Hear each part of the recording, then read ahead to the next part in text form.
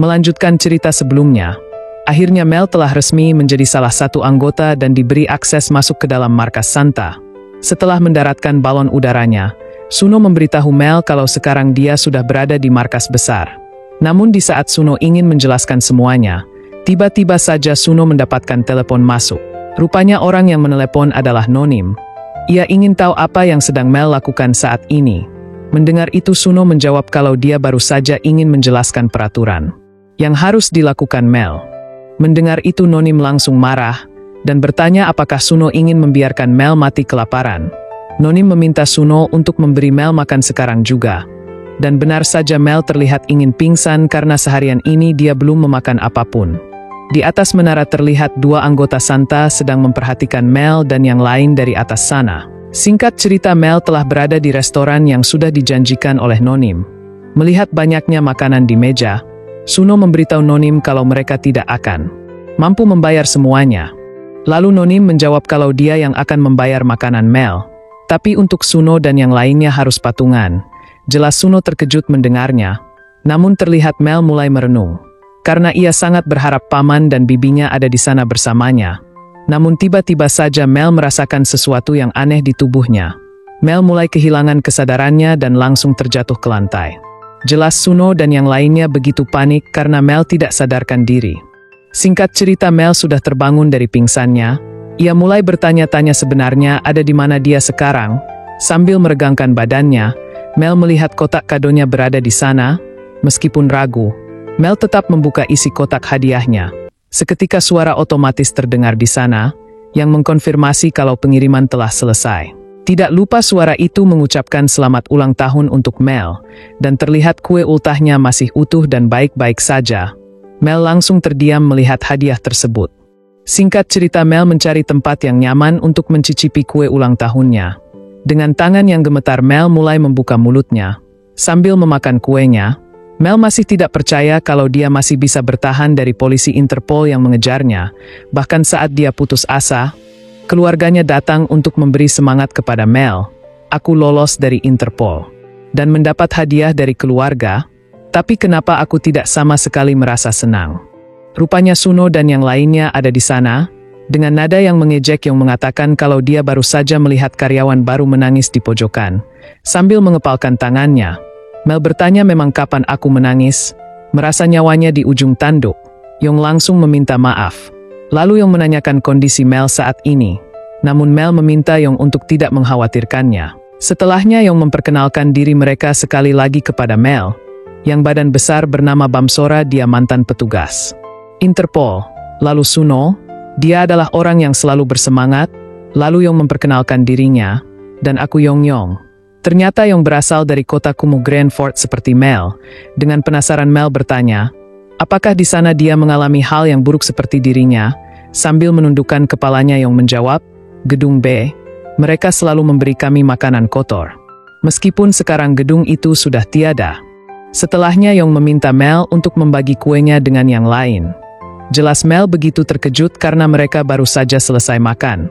Lalu Yong mengatakan kalau mereka tidak bisa meninggalkan orang sakit dan bersenang-senang sendiri.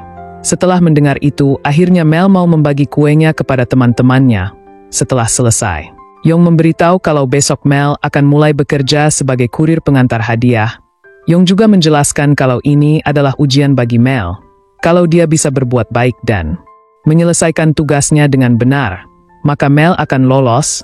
Lalu Mel bertanya apakah mereka akan mengirim hadiah kepada para petinggi Interpol, karena Mel sangat khawatir kalau mereka masih ingin memburunya. Lalu Yong menjawab kalau Mel tidak usah khawatir karena ia tidak akan dicurigai. Yong juga menjelaskan kalau besok mereka akan mengirim sesuatu ke Grand Fort sekaligus menginvestigasi kejahatan yang terjadi di sana. Lalu Mel memiliki satu pertanyaan kepada mereka semua. Ia sangat penasaran meskipun mereka cukup kuat menangani orang seperti Masko. Tapi mengapa mereka bersembunyi dan berpura-pura menjadi kurir paket? Dengan tenang Suno menjawab kalau posisi level Masko lebih tinggi dari mereka. Namun Masko bukanlah masalah besar. Yang jadi masalah adalah orang-orang dengan level tertinggi atau pemimpin Interpol. Karena itu mereka belum tahu cara mengalahkan orang-orang itu. Namun Suno menegaskan kepada Mel, sampai mereka memiliki cara untuk mengalahkan para pemimpin Interpol, Ia meminta Mel untuk berpura-pura menjadi bagian dari Interpol, karena Suno berpikir kalau itu adalah salah satu pilihan terbaik agar masyarakat dengan kasta rendah tidak terkena dampaknya. Lalu Suno bertanya apakah alasan Mel menjauhi Masko karena dia punya perasaan kepadanya. Jelas Mel langsung marah dan mengunci tangan Suno dengan kuat. Lalu Yong meminta Mel untuk tenang dan melepaskan tangan Suno, karena tangan Suno sedang dalam perawatan. Mel yang mendengar itu menjawab, "Oh, pantas saja dia sangat lemah." Lalu tiba-tiba saja seseorang melempar bola salju ke wajah Mel, dan ternyata orang itu adalah Suno.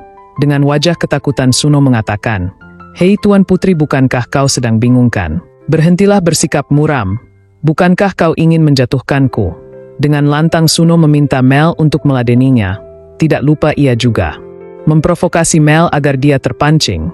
Namun Mel meminta Suno untuk menjauh darinya, lalu lagi-lagi lemparan telak mendarat di wajah Mel. Melihat itu, Yong dan Bam mulai berjalan ke arah Suno, dan langsung menghujani Mel dengan bola salju. Jelas Mel tidak terima dan meminta mereka semua untuk tidak bergerak. Akhirnya Mel mulai turun dan membalas mereka semua. Lalu tiba-tiba saja Mel merasakan sesuatu. Ia sudah lama tidak merasa sesenang ini. Terlihat Mel sangat menikmatinya. Singkat cerita, Nonim sudah sampai di tempat Mel dan yang lainnya. Ia begitu kesal karena dia harus kerja lembur karena harus memperbaiki tempat latihan. Namun ia sangat terkejut, karena ternyata Suno dan yang lainnya sudah dikalahkan oleh Mel. Nonim bertanya sebenarnya apa yang sedang terjadi di sini. Lalu Nonim meminta Suno dan yang lainnya untuk masuk ke ruangan mereka. Dengan cepat Suno langsung kabur dan berterima kasih kepada Nonim. Lalu Nonim meminta Mel untuk tetap di sana, karena dia ingin memeriksa kondisinya.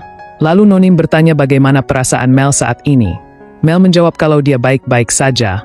Lalu Nonim bertanya kembali apakah Mel cocok dengan rekannya yang sekarang. Tanpa pikir panjang Mel menjawab tentu. Sambil memeriksa mesinnya, Nonim bergumam kalau Mel sangat mirip dengannya. Lalu alatnya mendeteksi kalau Mel baik-baik saja. Setelahnya Mel berterima kasih kepada Nonim. Namun Nonim menjawab kalau Mel tidak usah memikirkannya. Ia juga meminta Mel untuk beristirahat.